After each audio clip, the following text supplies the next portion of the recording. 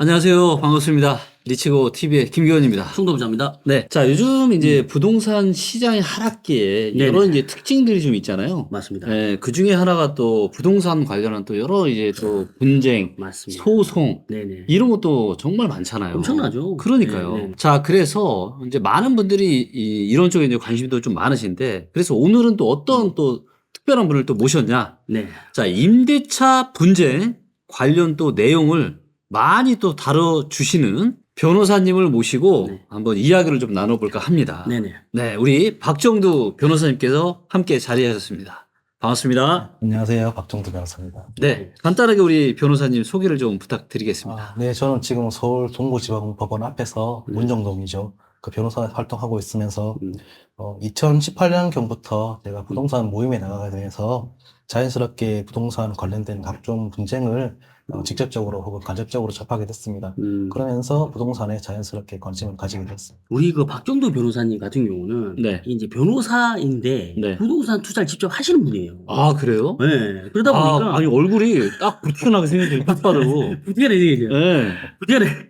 그래서 이 이제 아까 2018년도부터 부동산 모임이라고 그랬잖아요. 요게 네. 이제 부동산 전문 이제 투자도 하고 뭐 이렇게 하는 모임인데 네. 거기서 나가면서 또 변호사 역할을 또 하시면서 네. 이야기를 많이 하고 저도 개인적으로 예전부터 알고 있던 그 변호사님이신데 네. 오늘 우리가 또 이제 그 임대차 분쟁이나 이런 부분들에 대해서 좀 이야기를 좀 나눠보려고 하잖아요. 근데 우리가 조금 전에 임대차 분쟁 관련해서 많이 다루는 변호사님이라고 이야기를 했는데 사실 이게 좀 낯설기도 해요, 우리도. 네. 그래서 최근에 뭐 진행했던 실질적인 뭐 소송 사례나 네. 뭐 이런 내용 좀 해주시면 좋을 것 같습니다. 예, 뭐 최근에 여러 건 소행한 것 중에 제가 기억나는 거는 집합 건물 관리 규약의 효력을 부인하면서 그 건물 소유자 중 일부가 네. 장기 수선 충당금 지급 자체를 거부한 사건이 있습니다. 장기 수송 충당금. 네. 대규모 아파트가 아니고 네. 소규모 아파트였기 때문에 이제 그 소유자는 이 건물에는 관리 규약이 없다. 그러므로 자기는 집합 장기 수선 충당금을 내지 못하겠다라고 했던 사건이 있는데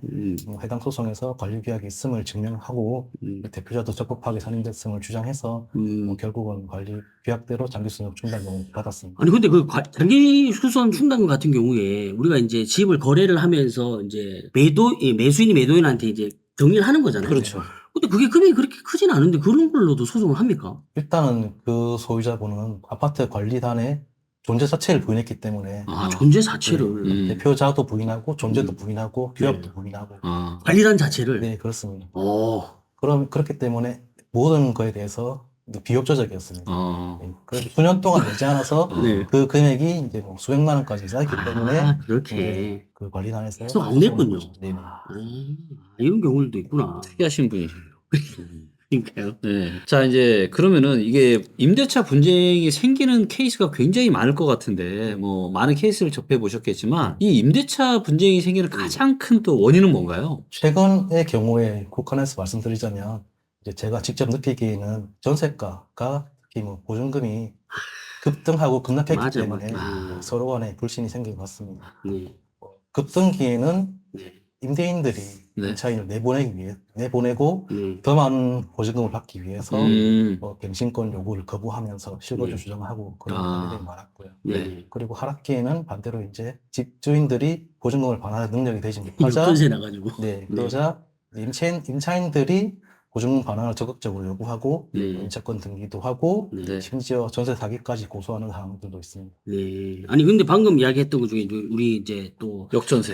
역전세 부분에 대한 내용도 있고 그다음에 계약갱신 청구권에 대한 내용도 있는데 사실 이게 이제 엄청나게 약간 기본적인 질문일 것 같긴 한데 모르시는 분들도 또 있을 수 있잖아요. 계약갱신 청구권에 대한 내용에 대해서 좀 간단히 설명 좀 해주시죠. 계약갱신 청구권이라는 게 기존의 임대차 보호법에 없었습니다. 2020년 7월 30일에 새로 이제 시행이 된 법인데, 기존 임대차 기간이 만료되는 경우에, 기존 주택임대차 보호법에서 2년이었죠.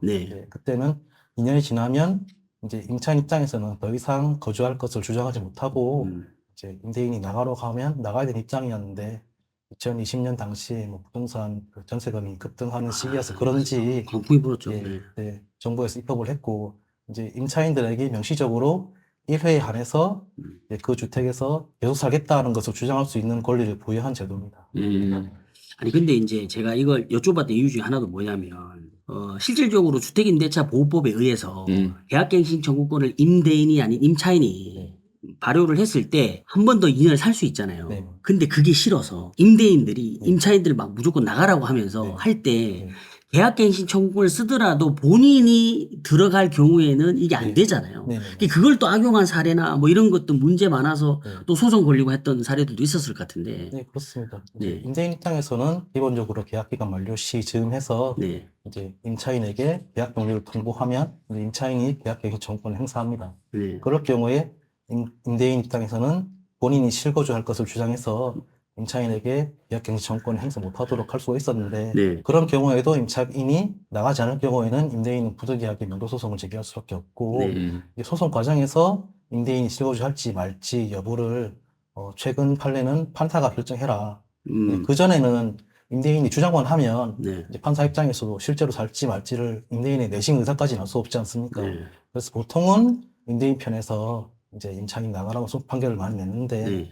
최근에 대법원 판례에서는 임대인이 실질적으로 그 집에서 실거주할 것을 적극적으로 입증하라는 추세로 좀 바뀌고 있습니다. 뭐 어떻게 입증을 하나요? 그게 그 사람이 나가고 들어가야 되는데 벌써 이 사람은 그거 안 나가려고 소송을 한 건데 그거를 입증하려면 이 사람이 나가고 뭐 들어가야 본인이 그 집에 살아야 되는 정황들을 밝히라는 거죠. 뭐 취업이든 학업이든 아. 뭐 부득이한 사정이 있든 뭐 그런 거는 구체적인 사정까지야 뭐 다양해서 일일이 열어줄 수는 없지만 이제 문제되는 사건에서는 임대인이 좀 주장이 오락가락했습니다. 본인이 살겠다 했다가 다른 친지가 살겠다 했다가 그랬기 때문에 판사가 그 말을 좀 못 믿겠다 이런 식으로 이제 결정한 거죠. 아니, 마침 이제 변호사님이 좀 오셨으니까 제가 궁금한 게 있는데, 사실 이 역전세가 데이터로 보면 역전세 문제가 상당히 여전히 심각하거든요. 네네. 그리고 이것 때문에도 뭐 강남의 모 아파트에 지금 역전세 때문에 막 5억을 내줘야 된다. 이런 케이스들이 있단 말이에요.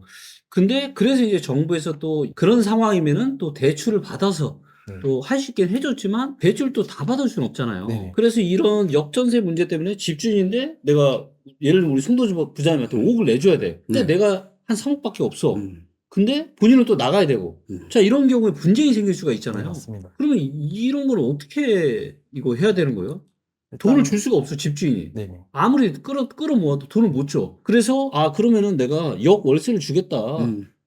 그래도, 나 싫다. 이럴 수 있잖아요. 네, 맞습니다. 이런 경우는 어떻게 되는 거예요? 일단 그 해당 부동산의 가치, 그러니까 실거래가 그리고 그 임차인이 주장하는 전세금 액수가 일단 확정이 돼야겠죠. 네. 그래서 만약에 역전세가 났더라도 임차인이 받을 보증금보다 건물 가치가 높다면 임차인으로서는 임대인 상대로 보증금 반환 소송을 해서 네. 그 승소 판결을 가지고 네. 이제 임대인 소유 해당 주택에 대해서 경매 신청을 해서 경매 신청까지 들어가는 거예요? 네, 그렇습니다. 그러면 이게 복잡하다. 기간이 얼마나 걸려요? 이런 소송을 해서 진행이 되기까지는? 꽤 오래 걸리지 않나요? 1년 이상 보셔야죠. 1년 그러니까 이상. 서로 다 불편해지는 거죠. 그러니까 이게 경매로 물건이 나오기까지 1년 이상. 네, 그 정도 그리고 그 걸립니다. 안에 네. 서로 또 뭔가 합의가 되면 이제 네, 맞습니다. 없어지는 거죠. 그래서 법원에서는 합의를 많이 적용하고 있습니다. 그게 사실 이게 되게 어려운 거예요. 왜 그러냐면 보증금 반환 소송을 한다고 하더라도 그게 이제 법적으로 기간이 걸리고 우리가 경매를 예를 들어서 신청을 한다 하더라도 그 기간이 보통 뭐 1년 정도 걸리잖아요. 네. 네. 그러면 그 사이에 또 그 사람은 어떻게 할 거며 이사를 가야 되는데 예를 들어 다 물려 있을 거 아니에요. 맞아요. 근데 막 그게 좀 약간 진짜 이게 좀 문제가 좀 많은 것 같아요. 진짜로. 그러니까 이게 과거 이 임대차 3법을 사실은 하면 안 됐었는데. 그죠? 이게 그러게 말입니다. 네. 임차인 입장에서는 해당 주택으로만 채권 만족 못 받을 경우에는 임대인의 다른 일반 재산에 대해서도 집행할 수 있습니다. 근데 그걸 또 찾아내야 되지 않나요? 네, 맞습니다. 그걸 찾아내는 거는 또 임차인이 또 찾아내야 되는 거죠. 네, 판결문을 가지고 뭐 그러니까 그게- 재산 유지 신청, 재산 조회 같은 거에서 찾아서 다른 재산에 대해서도 집행할 수 있습니다. 그러니까 그걸 또 찾아야 되는 문제도 있고 찾는다 하더라도 그걸 또 소송을 걸어야 되고 야 이게 좀 약간 이런 문제가 안 생기게 클리어하게 할 수 있는 방법이 없을까요? 없죠. 그러니까 사실 어떻게 보면 네. 이제 이 임대차 3법과 코로나가 만든 이 엄청난 버블 장세 때문에 사실 전세가가 너무 급등을 했잖아요. 그게 말입니다. 그러니까 사실 그때 그러니까 취지 자체는 되게 좋았는데 좋았는데 하필이면 이 코로나랑 맞물려서 이 완전 사람들이 막 광풍에 막 휩싸여가지고 이러던 시기에 시행을 하다 보니까 그럼 4년치 그냥 한꺼번에 땡겨받겠다 해서 그냥 확 올린 거잖아요. 그러니까요. 그리고 이 부동산 거품이 꺼지면서 전세가가 매매가보다 더 많이 급락을 하면서 사실 이런 현상이 발생을 하다 보니까 이런 분쟁들이 많이 생기고 있는 것 같습니다. 그래서 네. 갭 투자자들 분들 막 난리 났죠. 아, 네. 너무 안타깝죠. 안타깝습니다. 네. 아니 근데 보니까 아니 이런 경우가 있어요. 이게 임차인이 임대료도 내지 않고 계속 거주하거나 상주를 하는 이런 경우가 이거 사실 말도 안 되는 이런 경우가 있나요, 진짜? 그런 경우도 실제로 좀 종종 있습니다. 아, 종종 있어요? 예, 이런 경우는 기본적으로 임대차 3법이랑 관계없고 네. 이제 임차인이 어느 순간 월세를 내지 않는 경우죠. 네. 전세에서는 이런 경우가 거의 없고요. 음.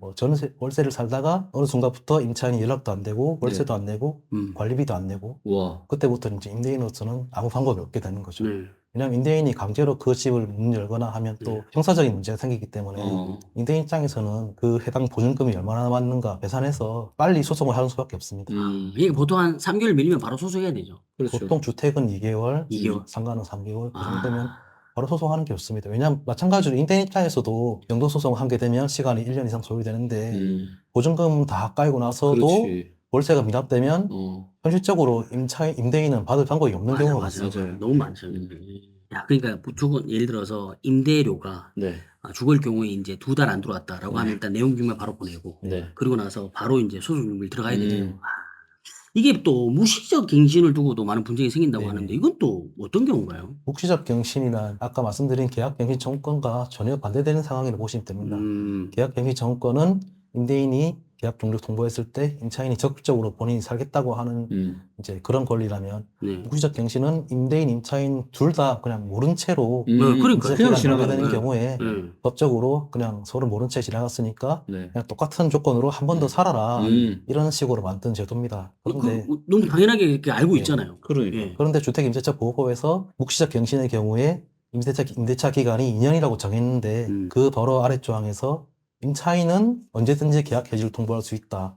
그리고 그 계약 해지 통지일부터 3개월 후에 효력이 발생한다고 적혀있기 때문에 임차인 입장에서는 묵시적 갱신이 사실상은 엄청 유리한 제도인 거죠. 유리하죠. 예. 그리고 묵시적 갱신 이후에도 2년 살다가 또 2년 후에 임대인 나가라고 하면 그때 또다시 임차인은 계약 정지 청구권 쓰겠습니다. 라고 할 수 그때. 있으니까 임차인으로서는 계약 갱신 청구권은 제일 이제 비장의 카드로 남겨두고 묵시적 갱신만 계속 쓰면서 살면 더 기간은 더 늘어날 수 있죠. 그럼 임대인 입장에서는 반드시 계약 기간이 끝나면 똑같이 간다 하더라도 계약갱신 청구권을 써서 연장한다고 명시를 해야 되겠네요. 그렇죠. 그게 계약서를 입장에서는 다시 좋죠. 써야 되는 거예요? 그게 확실하게 하려면 그게 제일 좋습니다. 만약 그걸 안 했다라고 하면 뭐 문자나 네, 맞습니다. 아니면 음성이나 이런 것들도 증거? 가능한가요? 네, 맞습니다. 아, 그걸로도 가능해요? 가능한데 다 일단 소송을 전제로 한다면 증거가 뭐든지 있어야 됩니다. 문자, 녹취, 계약서. 근데 제일 효력이 좀 강하다고 할 수 있는 건 아무래도 계약서. 계약서겠죠. 네. 계약서에 명기했으면 끝나는 거니까. 그리고 이 묵시적으로 갱신을 하려면 예를 들면 5월 30일이 계약이 만기가 되는 날이에요. 네.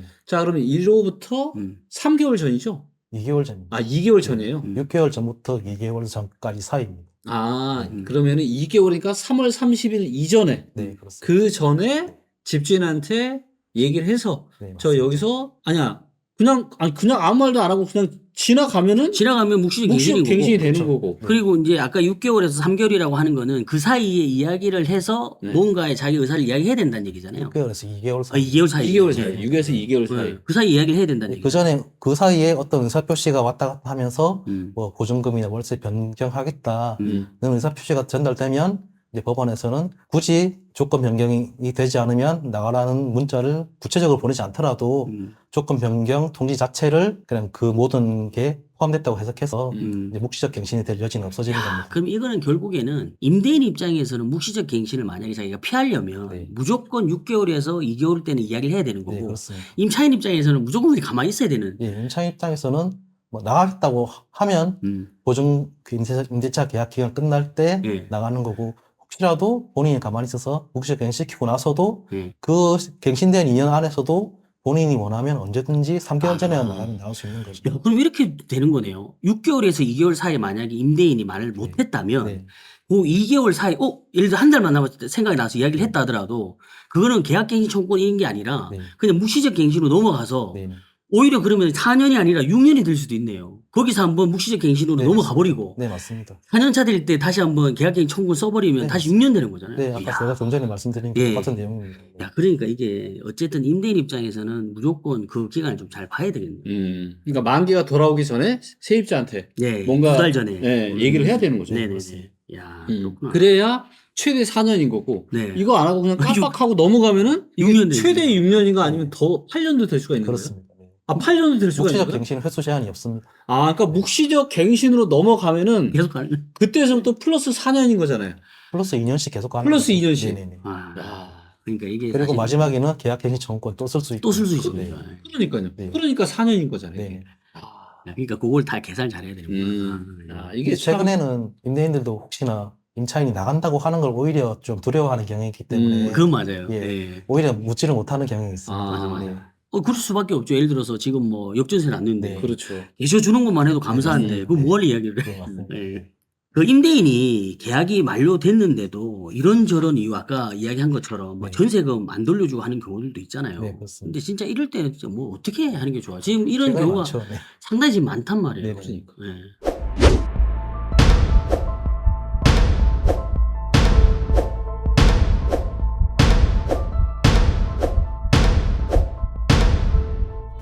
내년부터 본격화되는 이 세금 때문에 트리거가 시작이 돼서 거래량 데이터에서 그런 징후들이 보이고 있습니다. 서울의 아파트 시장은 올라갈 에너지는 없고 22년서부터는 이제는 보합이나 하락으로 내려갈 가능성이 많고요. 10년에 한 번 정도 있을까 말까 한 절호의 매도 기회가 왔다.